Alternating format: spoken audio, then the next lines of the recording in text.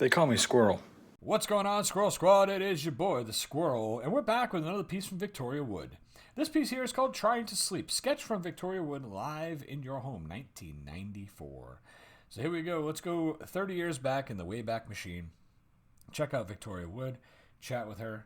Not going to chat with her. We're just going to listen to her chat. But let's have some laughs. Let's have some laughs courtesy of Miss Victoria Wood.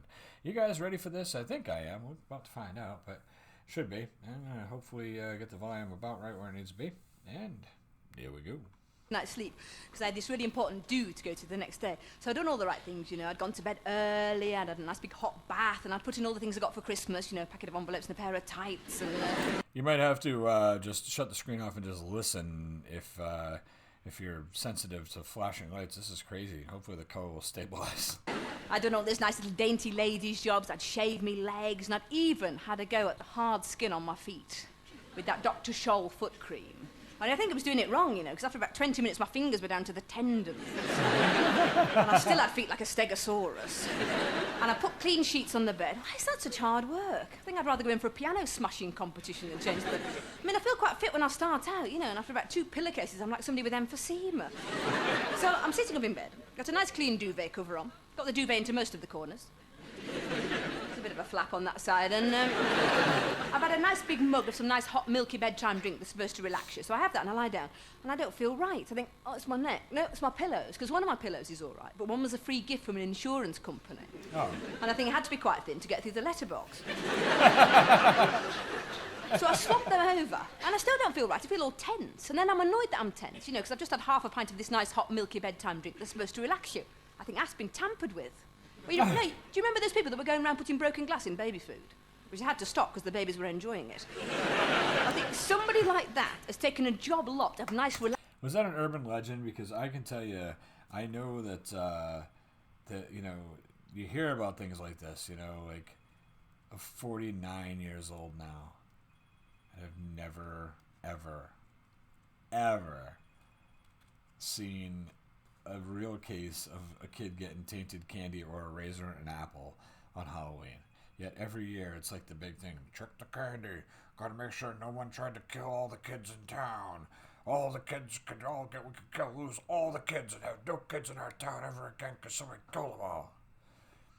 It's never, I've never seen anything on the news, nothing. Anyone's ever find any tainted candy or a raisin or an apple. What's up with the quicksand, huh? Where the hell is that? Relaxing milky bedtime drink, and they've injected it with something that makes you tense. And like all around me, like in the catchment area of my supermarket, normally mild-mannered, relaxed women are sitting bolt upright in bed going, I can't live like this, Ken.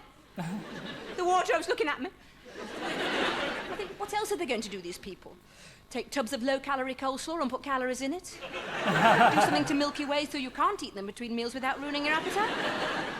Well, then I'm wide awake then, so I think, I'll sit and I'll read. I've got a book by the side of the bed, and it's a new biography of Laurence Olivier, and it's very good, and I'm just reading along. And I suddenly get to this stunning revelation. I sit bolt upright in bed. It says in this book that for 20 years, Laurence Olivier had a secret affair with Danny Kaye. Well, I was quite taken aback by this, shouldn't I? I'm a woman of the world. I would have expected a bit of a fling with John Gielgud, or a bit of a romance with Ralph Richardson, but Danny Kaye... It's a bit like finding out Mother Teresa has shacked up with Brian Poole and the Tremolos. And I'm thinking, well, maybe I should have an affair, because somebody might want to write a book about me one day. There'd be nothing to put in it. And I've never even had a proper job. I've only ever done this. Oh, no, I was a traffic warden once for about 10 days. It's a terrible job. The only laugh we had the whole time was watching a woman stand by while 2 men in balaclavas crowbarred open the door of her vintage Bentley and drove it away. And she was convinced it was Jeremy Beadle. Well, they were halfway to Dover by the time she stopped laughing and being a good sport. I think, well, who can I have an affair with? I think, well, on the Danny Kaye principle, it ought to be a woman, really. But it can't be anybody you already know. It can't be a friend, because there'd be no romance, there'd be no glamour, there'd be no mystery. If I've already been shopping with them, and if I've stood in a cubicle with them going, it's not doing a lot for your bottom, Audrey. I think, well, who can I have an affair with? Who do I quite like? Oprah Winfrey. Oh, no, actually, I've gone off her since she did that terrible interview with Michael Jackson. Did you see that? She didn't ask any of the questions I would have asked, like, are you balmy?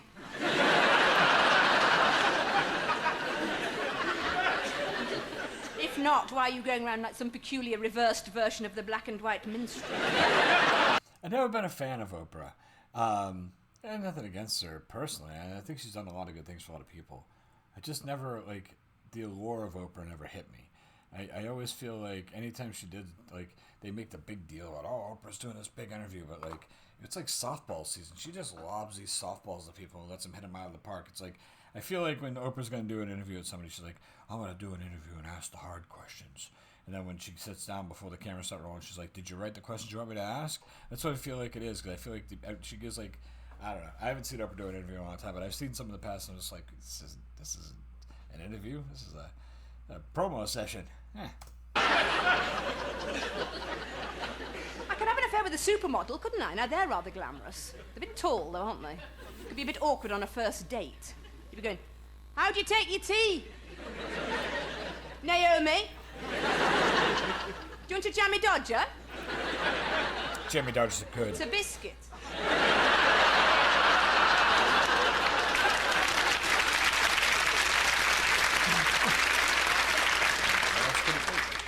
Well, perhaps not. Perhaps I won't have an affair. Perhaps I'll perform some feat of endurance, like Michael Palin or Ranulph Fiennes. I could trek across Antarctica with nothing but a big anorak and a sled full of fruitcake. The trouble with that is you have to do it with somebody else, don't you, for safety, and they really might start getting on your nerves after 80 days of trekking across the frozen wastes with nothing to look at but a husky's bottom. Well, you can imagine those long evenings in your little Baco foil sleeping bag, tucking into your powdered kipper. You'd be lying there thinking, they're going to start sniffing. I may have to take an ice pick to their sinuses. I think, all right then, forget it, no affair, no feat of endurance. I'll just settle for a very, very thin biography, Was born, lived, told a few jokes, knackered a few bras in the tumble dryer, died. I think, well, now come on, now really, I've got to get to sleep, This is a very important do the next day. How can I get to sleep? I think, oh, I know. A friend taught me a relaxation exercise, and she said it was really good. She said, what you do, you imagine that you're in a bath, right? And the bath is slowly filling up with warm water. And as the warm water laps up over your body, you become very relaxed and you drift off to sleep. I think, well, I'll do that. But for some reason, instead of imagining I'm in some gorgeous, great Edwardian cast iron bath with the little claw feet, I've imagined I'm in one of these really narrow pink jobs. With a tide mark and a rubber plug, I don't know why I do this. I'm just not good at imagining things. I used to try and have sexual fantasies, and that was always hopeless. I used to try and imagine that big hunky men in ripped jeans were coming to the front door. But instead of them saying things like, I have a burning urge for you, they were always going, have you got a needle and thread? I've torn these. Anyway, so there I am in my little bath, and it's all right. It's a bit too short for me, so I've got my feet up between the taps and the Mr. Muscle. But, the water's coming in. I'm becoming quite relaxed. The trouble is, like I say, it's a bit too short for me, so not all of me is covered by the water. Parts of me are sticking out. There's me, quite relaxed. I've got two of the tensest bosoms you've ever seen. There's me drifting off to sleep. They're sitting up chain smoking and snapping at each other. Cold, too. They're cold. Gotta be cold sticking out of the water, too, right? I'm not going to get to sleep like this, am I? With them sitting there like two agoraphobics waiting for a driving test. I start shouting at them then. I'm shouting at my own bosom saying, now, come on. See, you have it easy with me. You could be Madonna's bosoms. You could be forced into something pointy and metallic on a nightly basis. The worst I've ever put these into is a minimal bounce exercise bra, which is quite a palaver. Trying to get two blancmanges into an envelope. No, they're very good bras for exercise, actually, because they make you completely flat-chested at the front. Yeah, thank you. Yeah, it does. It sends them round the back. You're quite right. There's you doing your aerobics. The man behind you is having a wonderful time. Well, I have to face the fact this bath fantasy is not working for me. I'm going to have to stop it. And of course, being me, I can't just stop it. I actually have to get out of the bath, empty it, and clean it. I think, now, how can I get to sleep? I've really got to get to sleep. I think this is not fair. There's maybe this very important engagement the next day. I can't get to sleep. There must be people all over the country with nothing exciting to do the next day, having a wonderful night's sleep, really boring people. And I start to focus in on the most boring woman I can think of. The sort of woman who wears a skirt with an elasticated waist. And she's not fat, she just likes them.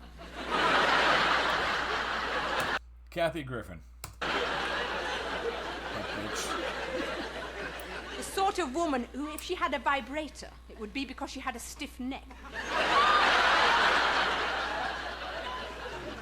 I think, well, what does she do of an evening, this boring woman? I think, well, she probably watches a bit of wildlife on the television, and she has a bit of supper, and she clears away, and she puts 2 peas and a bit of broccoli in a special stacking Tupperware. Marked 2 peas and a bit of broccoli. I think, well, what boring I little know thing this does she lady. do then before she goes to sleep? And it came to me in a blinding flash. She plans her Christmas shopping. I think, well, that's very boring. I'm going to do that. That'll send me off to sleep because I've never done that. I've never planned it, you know. There's always a big panic on Christmas Eve. I forget to get anything for anybody and I just tell lies. I give them all a £5 note and say I was burgled. Or I get the wrong things for the wrong people, you know. I end up giving Belgian chocolates to diabetics and I get notes from them months later saying, sorry this is so late, I've been in a coma.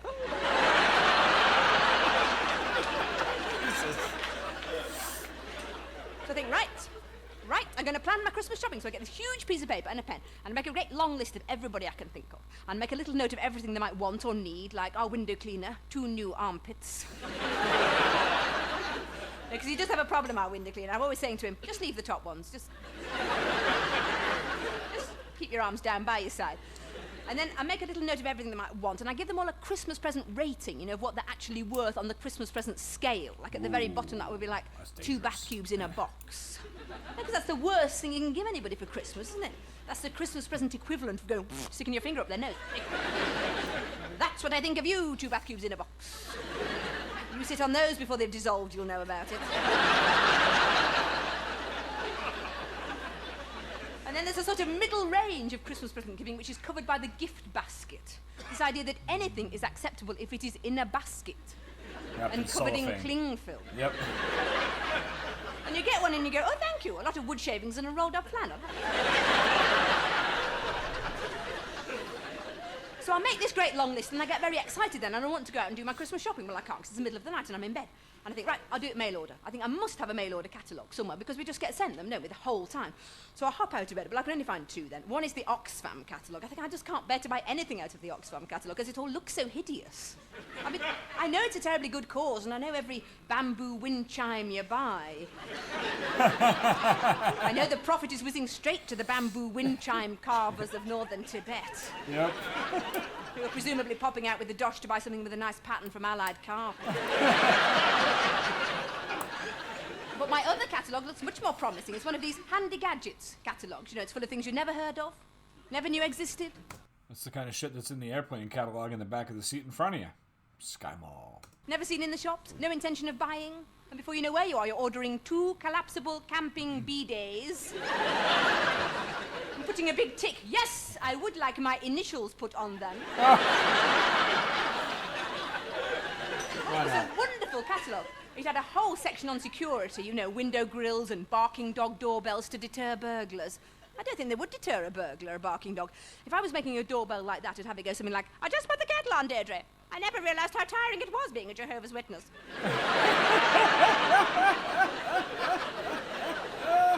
And they had a whole load of personal alarms. You know, they had one for the elderly. It had a photograph in the catalogue of the elderly woman conked out on the garden path, and underneath it said, Mrs. Smith knows help is on the way. Well, who from? I mean, not the person who took the photograph, presumably. Why? Well, it was a wonderful catalogue. I was very attracted to the dangly earrings with the concealed earpiece attached to the television. It said it was for boring dinner parties. It said, they're talking politics, you're catching up on EastEnders. I thought, well, people might notice that you weren't sort of actually answering anything they were saying. Oh, Arthur's having a nervous breakdown. He's running amok in the laundrette in Pauline's overall. Well, I ordered loads of things. I ordered a barbecue that fitted into a filing cabinet and a special lockable toilet roll holder that lets you choose how many pieces of paper your guests can tear off. I got something for everybody. I even got something for my hairdresser. I ordered a fold-away anorak with detachable rectal thermometer. Oh, she won't like it. It might stop her asking me where I'm going for my holidays. Well, then, of course, I was even more wide awake than I was before, and I thought, no, really, this is getting silly. I must get to sleep. This is very important to do the next day. I've got to get all dressed up, meet all these important people. How can I get to sleep? I think I'll put the radio on, because on Radio 2, particularly, in the middle of the night, there's always some very, very soothing programme, you know, especially for lonely people and insomniacs and lorry drivers and people on the night shift. Lorry so drivers. I tune the radio into Radio 2, and I lie down, switch off the light, and I hear this woman saying, hello. And you're back with me, Charlene Dawson, coasting right down the middle of that road till 4 o'clock in the a.m. So whether you're a trucker, a trucker's mucker, or a plain old insomniac, just stick with me, Charlene Dawson. Or a trucker fucker. I'll be with you till 4 o'clock when I'll be handing you over to the very capable hands of my very good friend, Conrad Meredith. with his very popular blend of 2 hours of organ music, prayer, and plenty... This reminds me of the voice she's doing, like the radio people. Raise your hand in the chat if you've seen the Sweaty Balls. It's damn good. Give that old anti-abortion chit-chat. So stick with me, Charlene Dawson. I'll be putting the wee into the wee small hours. Well, that's enough blarney from me, Charlene. Let's get straight on with the nitty, not forgetting that gritty. Let's plunge straight on in with toupee time. Toupee Yes, time? this is the part of the show dedicated to toupee wearers, toupee collectors, and toupee fans from as far away as the Netherlands. And I've a letter here from Ginger Parsons of Hathersage. He writes to say, I have a black crown topper. Side parting needs some attention. Would exchange for similar in dark chestnut. Or portable Olivetti typewriter. So different. Mrs. Ivy Smith of Medway writes to say, my husband died recently. Oh, lots of regrets and oodles of sympathy from me, Charlene Dawson, on that one. No, death is quite an upheaval, and I should know I've had 4 cats since 1978. One good thing, Mrs. Smith, I don't suppose you had to carry your husband through the house on a shovel and bury him in the back garden.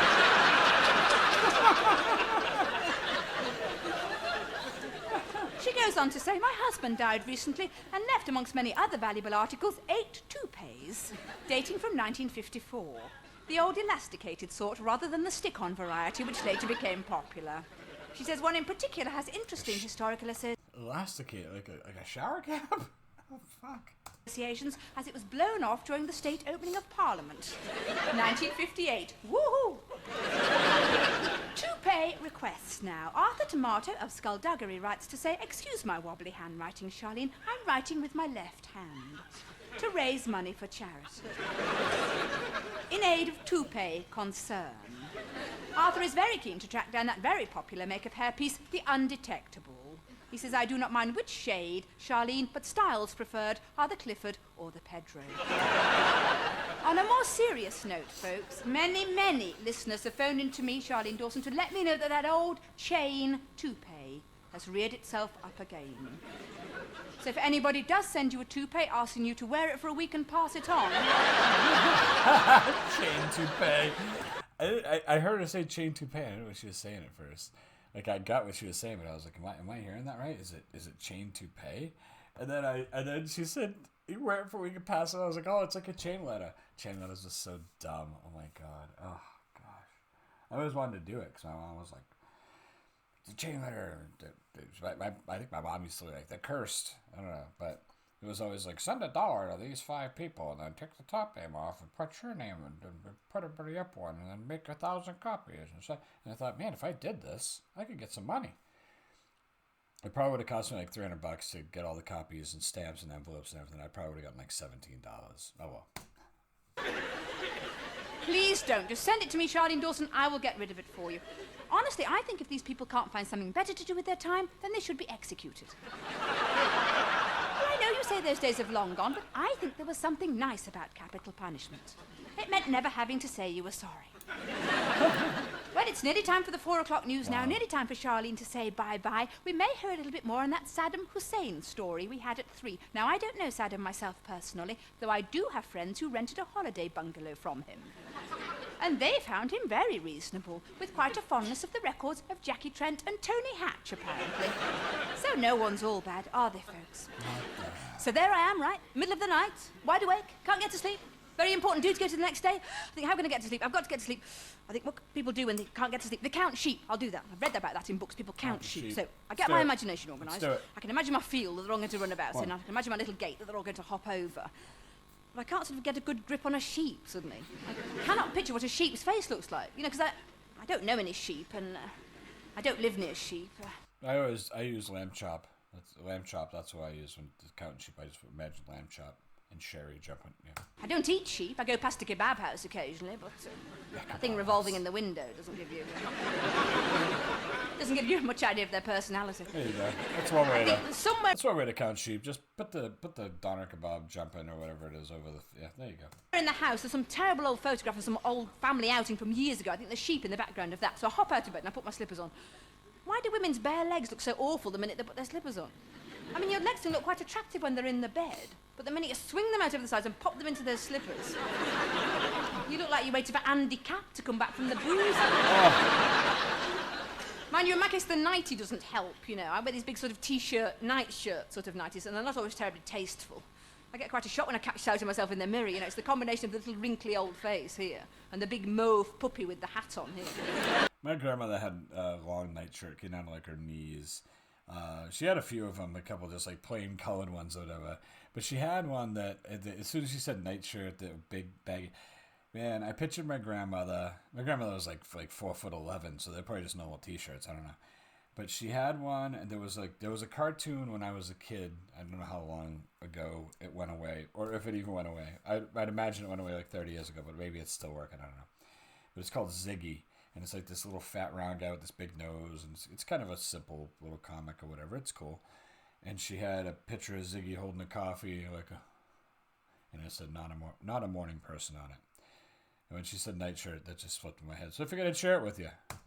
Well, a lot of my old nighties are breastfeeding nighties, which I got from a catalogue, and I didn't realise to unpack them. They had all jokes written across the backs. But they're not even jokes, they're sort of slogans, you know, Mommy's going bobos. Mommy's going barking mad if you do it. But I mean, why do they put jokes on clothes, especially on underpants? If I ever come across that, my heart just sinks. I think, well, if his underpants tell jokes, what does his penis do? Makes you laugh? Plate spinning.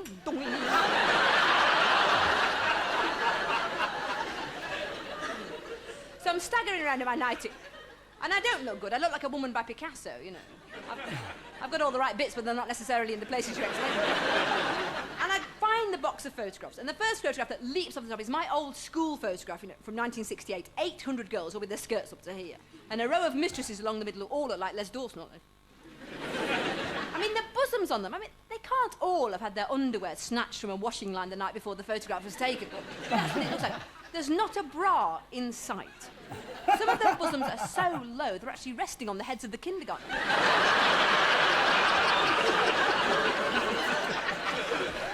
I think, well, this is much more fun than counting sheep. I'm going to take this photograph back to bed with me, and I'm going to see if I can remember all the names of all the girls in my class. That'll send me off to sleep. So I'm sitting up in bed, and I can remember quite a few, you know, because I remember the register. I remember them going, Alison Cartwright, here. Alison Carstairs, here. And I get to this girl, and I cannot think what her name is, and it really starts to annoy me. She was the only posh girl in the school. No, she was the only girl in our class with a double-barreled name. She was called something like Fenella Howe Smith or Fenella Howe Green, something like that. And I can't think what it was, because she was never at registration. She'd always gone out for a fag.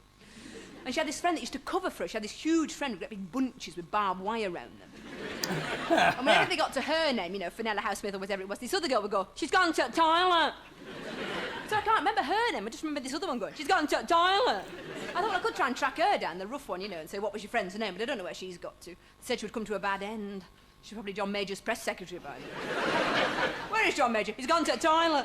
So then I'm even more wide awake than I was before. I'm worried about this thing. I can't get to sleep. I'm pacing up and down the house. I think there's no point trying to get to sleep now. I'll just find something to do.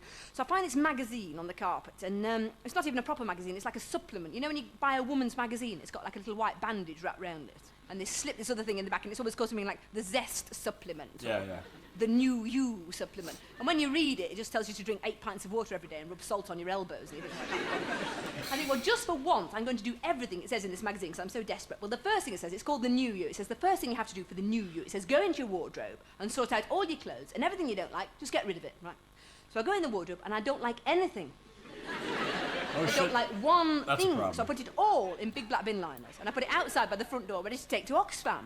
I think, well, why not? You know, we have to have the horrible bamboo wind chimes. Back they to can the have my wind little chimes. tracksuit with the scorch marks and the fuzzy bottom. Well, the next thing you have to do for the New You is pluck your eyebrows. Well, I haven't done that for years, and it's ever such good fun. And I'm still there going, pluck, pluck, pluck, pluck, pluck, pluck, pluck. Can't stop. Oh, no. And I start off with 2 quite reasonable pieces of facial hair. Now you got no clothes, no eyebrows. And I end up with just like 2 little pinky humps, you know. And I look very aggressive, you know, with no eyebrows. I look like somebody you wouldn't want to spill a drink on. I think it's all right, don't panic. I've got loads of time. I can paint them on.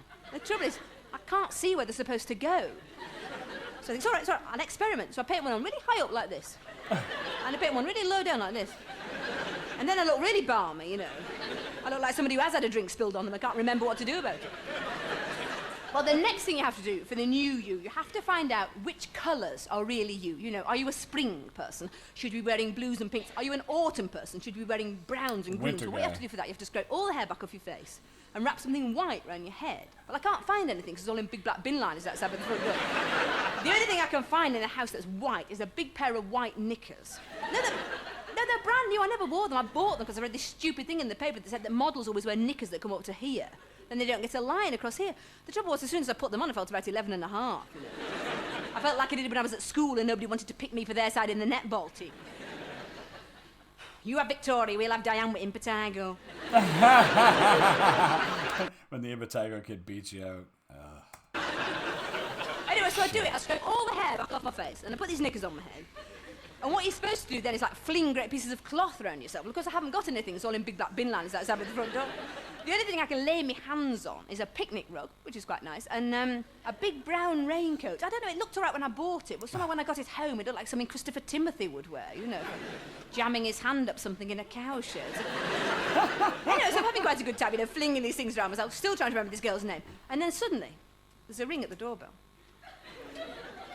And I look out of the window, and I realise three things. One, it's 9:15 in the morning.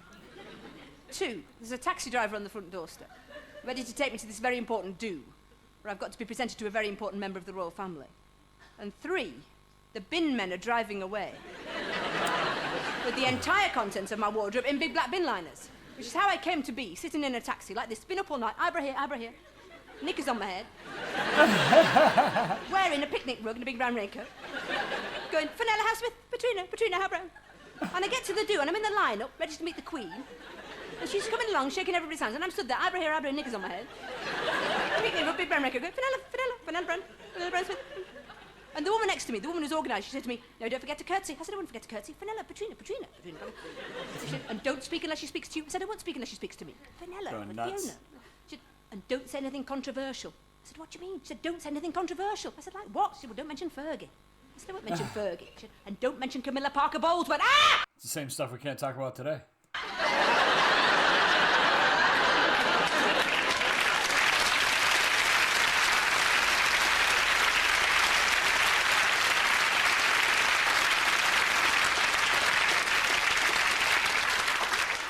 And the Queen's coming along like this, and I went, Camilla Parker Bowles!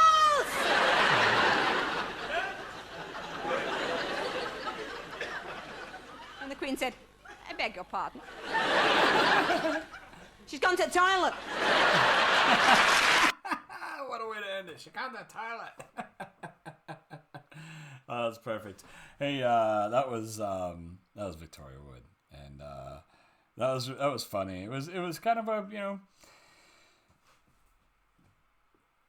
easy, kind of slower build as the whole story come up or whatever, but this is what real comedians do. They keep feeding you the breadcrumbs, they pull you along with the story, they keep you laughing, and then when they get to the end, they finish wrapping the whole story up, and then they do like 6 callbacks of jokes they did earlier, you know? Awesome. Trying to sleep, Victoria Wood. Oh boy, I'm gonna get me a hot milk drink and get lost in my bed later tonight. Now that she mentioned it, I don't know what a hot milk drink is though, so it's probably not gonna happen actually. Shit.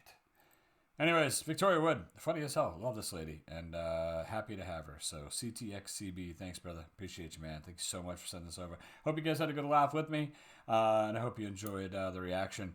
I will catch up with you folks pretty soon. Be good, all right? Scroll up.